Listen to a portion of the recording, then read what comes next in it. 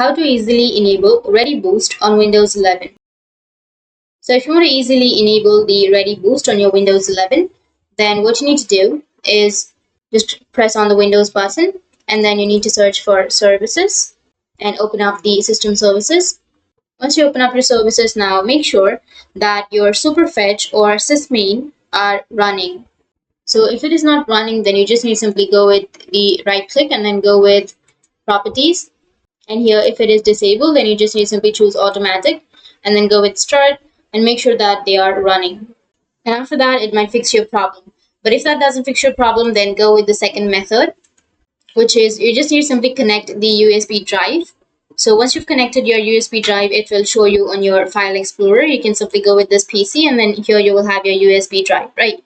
So once you have that, what you need to do is just simply click on it and then right click on it and then go with properties. Once you're under the properties menu, you will have the ReadyBoost option. So you just need to simply choose a ReadyBoost, which will be right here. And now select the dedicate this device to ReadyBoost, which is right here. Once you've selected that, you need to click on OK to create a ReadyBoost cache file in the USB drive. And after that, you need to click on Apply and then OK. And Windows will now use the USB drive as a cache for the most commonly paged data. And after that, you need to restart your device and your problem will be fixed. So that's how you can easily enable ReadyBoost on Windows 11. And if you have any questions, feel free to comment below. Thanks for watching.